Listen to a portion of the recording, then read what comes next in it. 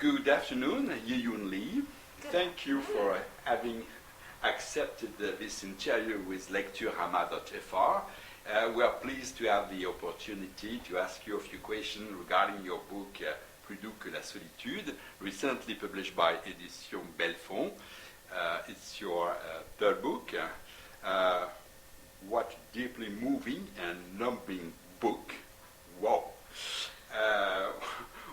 Why did you want to criticize the current regime in China via the life of these three characters? Well, thank you for having me. Yes. So it is a book about many things, as you said. And I think for me, one motivation to write a book is to follow some people my generation.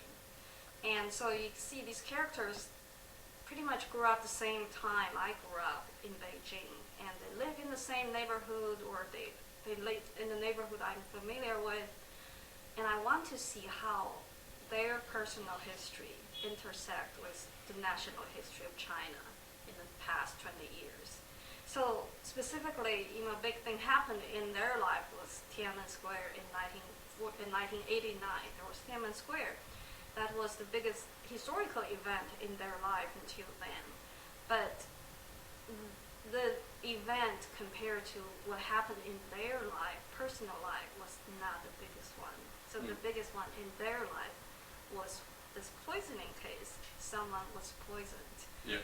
And so that was my, motivation to see where these characters go after this terrible crime happened.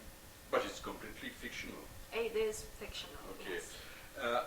Throughout this story, what part is of fiction and what part maybe could be autobiographic?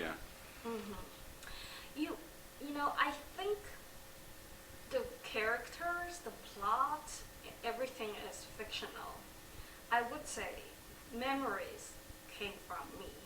So some of the characters' memories came from my memories because it was about the same city, it was about the same time, when Beijing was not polluted, when there was this blue sky. And so I said earlier on when I was working on the novel, I said, well, part of it was my love letter to Beijing, my hometown.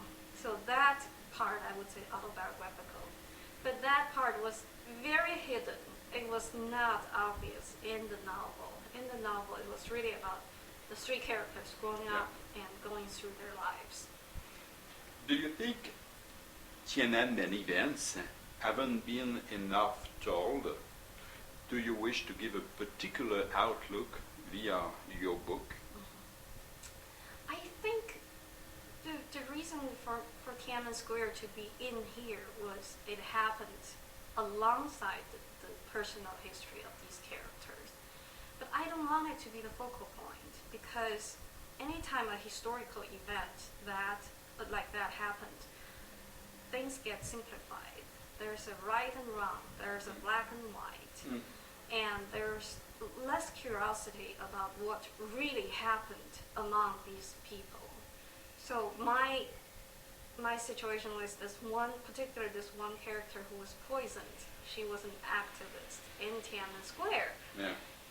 And I wanted to explore the moral issue of, for instance, was she a good person or a bad person? Neither, or both.